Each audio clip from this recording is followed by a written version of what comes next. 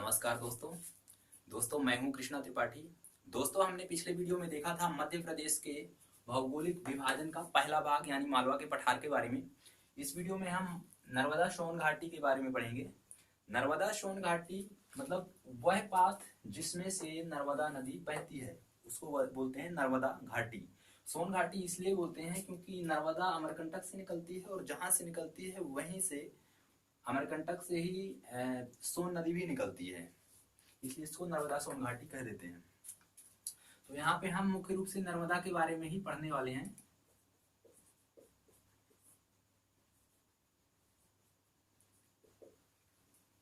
तो नर्मदा घाटी जो है, सबसे पहले देखेंगे कि ये नर्मदा जो घाटी है यह मध्य प्रदेश का जो भौगोलिक विभाग है उनमें से सबसे निचला स्थान है। इसकी जो गहराई वो है 300 से 400 मीटर। इसके अलावा इसका जो विस्तार तो ये है 23 डिग्री 30 कला उत्तरी अक्षांश से 22 डिग्री 30 कला उत्तरी अक्षांश से 23 डिग्री और 45 कला उत्तरी अक्षांश एवं 74 डिग्री 0 कला लिख सकते हैं पूर्वी देशांतर से 81 डिग्री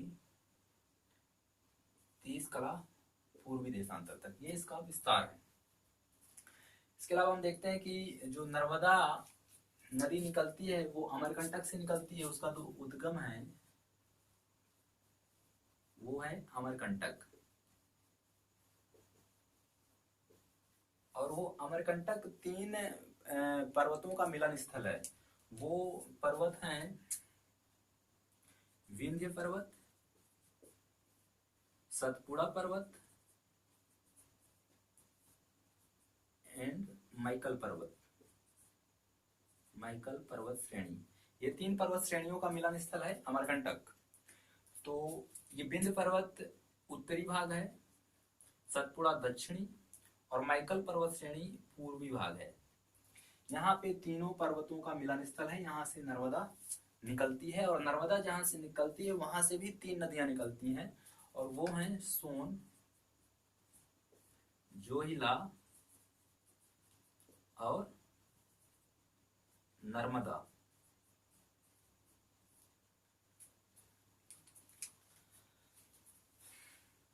इसके बाद हम देखते हैं कि नर्मदा नदी मध्य प्रदेश के कितने जिलों से निकलती है और कितने राज्यों से निकलती है। तो इसके लिए हम देखते हैं कि जो नर्मदा है वो 3 स्टेट से गुजरती है, 3 राज्यों से गुजरती है और टोटल 21 जिलों से गुजरती है। शॉक्ड होने की जरूरत नहीं है, 3 राज्यों के 21 जिलों से गुजरती है, जिसमें मध्य प्रदेश के 16 जिले हैं, महाराष्ट्र का 1 जिला है और गुजरात के 4 जिले हैं। मध्य प्रदेश के जिलों को मैं मैप में दिखा देता हूं। नर्मदा अनूपपुर से निकलती है, ये अनूपपुर से निकलती है टिंडोरी, मंडला के बाद ये सिवनी से थोड़ा सा टच करते हुए जबलपुर, नरसिंहपुर, होशंगाबाद, रायसेन एंड सीहोर, हरदा, देवास,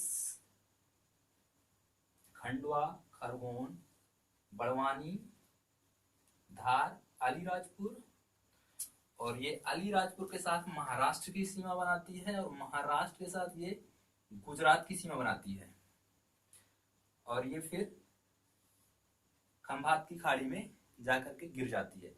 अमरकंटक से निकलती है और खंभात की खाड़ी में गिरती है। अमरकंटक यानी अनूपपुर मध्य प्रदेश का जिला, खंभात की खाड़ी यानी भरूच जिले में जाकर के और गिरती है। ये यहाँ पे भरूच जिला है गुजरात का। एक चीज यहाँ पे बताने लायक है कि ये जो अलीराजपुर है, अलीराजपुर के साथ यहाँ पे नंदुरबार जिला है। नंदुरबार जिला ये महाराष्ट्र का जिला है, एक ही जिले से गुजरती यही है नंदुरबार। और ये मध्य प्रदेश के साथ जो सीमा बनाती है वो है 32 किलोमीटर और ये यही नंदुरबार जिला गुजरात के जिले से, गुजरात का जिला है छोटा उदयपुर, छोटा उदयपुर के साथ ये 40 किलोमीटर सीमा बनाता है। यानी महाराष्ट्र से कुल 70 किलोमीटर, सॉरी 72 किलोमीटर जाती है।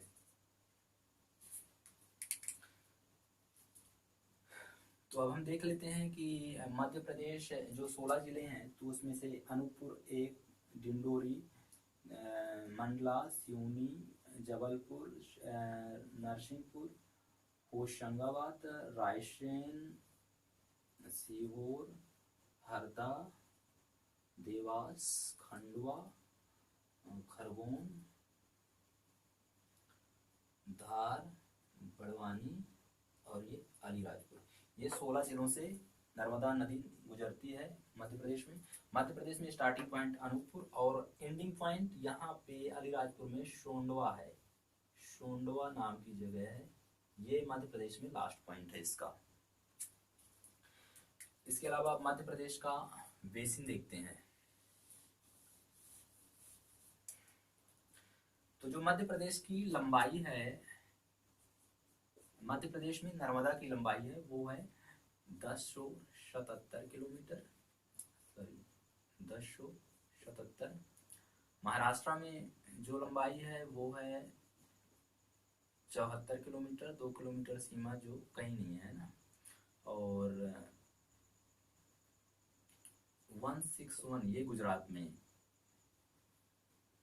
ये मध्य प्रदेश, ये महाराष्ट्र और ये गुजरात।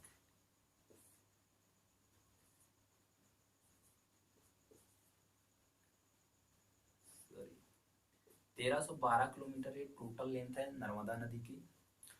अब यदि इसके बेसिन की बात करें तो एमपी में 88.9% बेसिन आता है और महाराष्ट्र में 2.7% बेसिन आता है और गुजरात में 8.5% बेसिन आता है नर्मदा नदी का। तो नर्मदा को मध्य प्रदेश की लाइफलाइन भी कहते हैं, एमपी की भी लाइफलाइन कहते हैं और गुजरात की भी लाइफलाइन कहते हैं। इसके अलावा नर्मदा के अन्य नाम हैं, वो हैं रीवा और सोमो देवी, सोमो देवी। माइकल पर्वत से निकलती है, माइकल पर्वत श्रेणी से, तो माइकल सुता।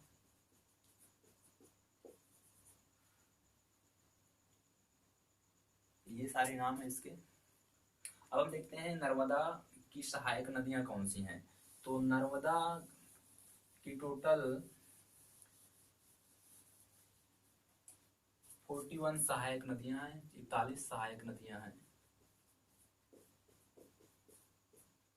उसमें से 22 और 22 साउथ से यानी सतपुड़ा पर्वत श्रेणी, सतपुड़ा पर्वत श्रेणी की तरफ से, और 19 नॉर्थ से यानी कि विंध्य पर्वत श्रेणी से निकलती है, विंध्य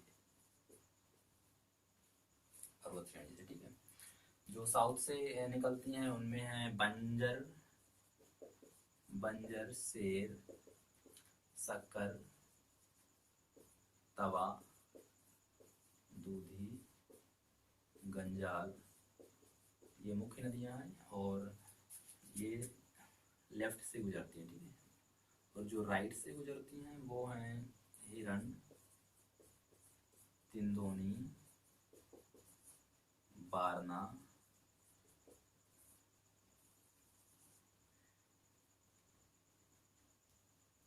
कोलार, चोरल, ये सारी नदियां हैं।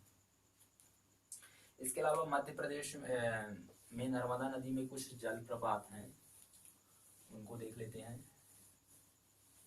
तो जलप्रपात में सबसे पहले जलप्रपात, तो अनूपपुर में 2 जलप्रपात बनते हैं। सबसे पहले है कपिल धारा, कपिल धारा ये अनूपपुर जिले में है, इसकी ऊंचाई है 15 मीटर। नर्मदा के उद्गम से 8 किलोमीटर के डिस्टेंस में, मतलब ये उद्गम हुआ 8 किलोमीटर पे अपन को दुग्धधारा अनिल कपिलधारा जलप्रपात, और 10 किलोमीटर पे दुग्धधारा जलप्रपात, दुग्धधारा जलप्रपात है, इसकी भी ऊंचाई 15 मीटर। उसके बाद जबलपुर में भेड़ाघाट जलप्रपात, भेड़ाघाट जलप्रपात, इसकी ऊंचाई 18 मीटर है। उसके बाद खंडवा जिले में अपन आते हैं, तो खंडवा जिले में हंडिया से पहले, हंडिया खरगोन में है ये, यहाँ पे 2 जलप्रपात बनते हैं,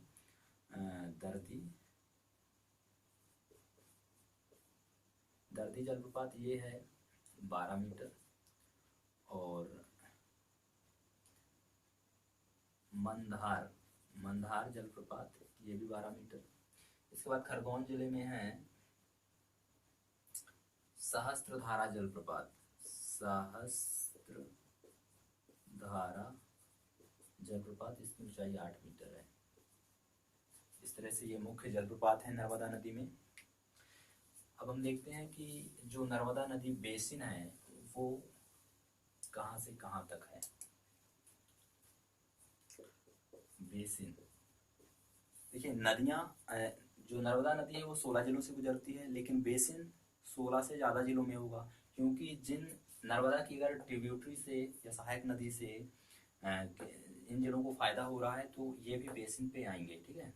तो जो नर्मदा बेसिन है वो शहडोल, उमरिया, कटनी, दमोह, अनूपपुर, सीहोर, इंदौर, धार, अलीराजपुर, ये सारा जिला, और पश्चिम के ये सारे, दक्षिण के सारे जिले कवर करता है।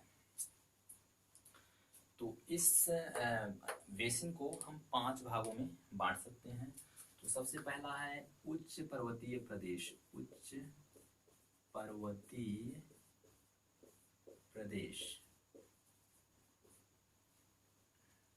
उच्च पर्वतीय प्रदेश में शहडोल जिला, शहडोल, अनूपपुर, डिंडोरी, मंडला, बालाघाट, सिवनी और जबलपुर का कुछ भाग आता है। मतलब ये जो एरिया है ये उच्च पर्वतीय प्रदेश में आता है, ठीक है। तो यहाँ पे क्या है, संगमरमर की चट्टानें हैं, एक तो संगमरमर की चट्टानें, दूसरा यहाँ पे कंकरीली मिट्टी पाई जाती है, कंकरीली मिट्टी, तीसरा यहाँ पे पूरा का पूरा पर्वत है। और तो यहाँ पे अपन खेती नहीं कर पाते हैं उतनी जितना कि हमको नर्मदा से बेनिफिट मिलना चाहिए। और डिंडोरी के मध्य से नर्मदा नदी निकलती है, लेकिन डिंडोरी मध्य प्रदेश का सबसे सूखा जिला है और सबसे सिंचाई रहित जिला है, तो वो इसीलिए क्योंकि ये उच्च पर्वतीय प्रदेश में है। दूसरा, उच्च समतल क्षेत्र, उच्च समतल क्षेत्र में जबलपुर में भेड़ाघाट जलप्रपात के बाद नर्मदा नदी थोड़ा सा यहाँ से ही रिफ्ट वैल्यू शुरू होती है, क्योंकि यहाँ से विंध्य पर्वत के बीच में और सतपुड़ा पर्वत के बीच में ये एक घाटी का निर्माण करके यहाँ तक ही पर्वतों में बहती है, जबलपुर के अनूपपुर से लेकर के जबलपुर तक। इसके बाद ये एक घाटी के रूप में बहती है। तो यहाँ पे एक समतल क्षेत्र मिल जाता है, लेकिन वो पठारी समतल क्षेत्र रहता है। तो वहां से लेकर के और ये हरदा तक उच्च समतल क्षेत्र में बहती है। और यहाँ पे छिछली काली मिट्टी पाई जाती है, छिछली काली मिट्टी।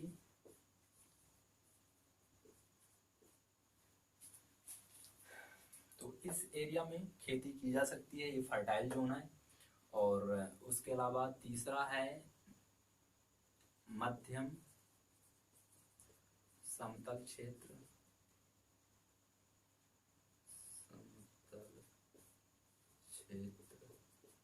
तो इस क्षेत्र में, ये क्षेत्र हरदा से लेकर के और बड़वानी धार तक ही आता है, धार का कुछ एरिया, ये एरिया।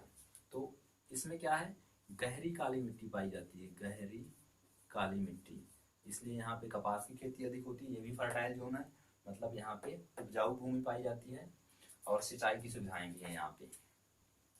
चौथा आता है निम्न पर्वतीय क्षेत्र। ये बड़वानी से लेकर के अलीराजपुर और गुजरात के नर्मदा जिले तक इसका एरिया आता है। तो यहाँ पे फिर से पर्वतीय क्षेत्र शुरू हो जाता है। तो यहाँ पे निम्न उपजाऊ भूमि पाई जाती है। निम्न उपजाऊ काली मिट्टी यहाँ भी पाई जाती है, लेकिन उनके साथ क्ले भी पाया जाता है। और उसके बाद लोअर निम्न समतल प्लेन, इसमें नर्मदा जिले का कुछ भाग, बड़ोदरा जिले का कुछ भाग और भरूच जिले का कुछ भाग आता है। और यहाँ पे क्या है, नर्मदा नदी इसके बाद अरब सागर में खंबात की खाड़ी में गिर जाती है। तो यहाँ पे एक वेटलैंड है और उसके अलावा कुछ भी नहीं। यहाँ पे भी खेती के लिए अनुकूल परिस्थितियाँ नहीं है। तो मतलब जो फर्टाइल जोन है वो जबलपुर से लेकर के और यहाँ बड़वानी तक ही है। ठीक है।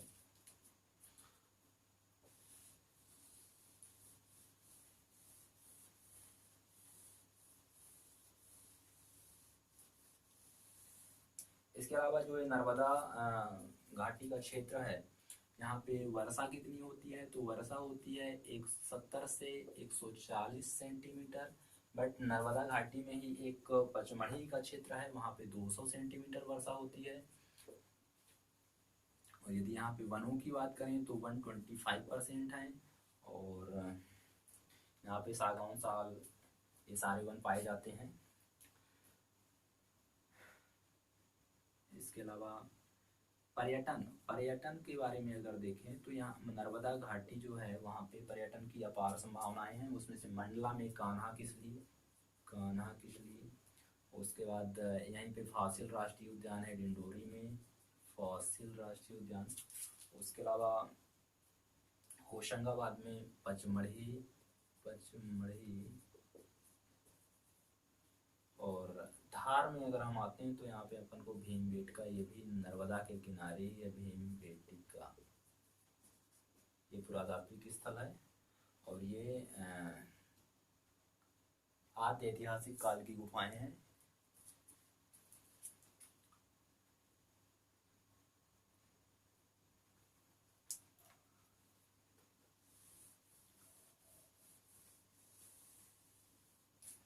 इस तरह से नर्मदा घाटी का ये डिस्क्रिप्शन समाप्त होता है। और नेक्स्ट वीडियो में हम नर्मदा की सहायक नदियों के बारे में देखेंगे और सिटीज़, नर्मदा के किनारे कौन कौन से शहर हैं। जैसे नर्मदा के किनारे जबलपुर, मंडला, होशंगाबाद और इधर मंडलेश्वर, ओंकारेश्वर और महेश्वर और बड़वानी भी है।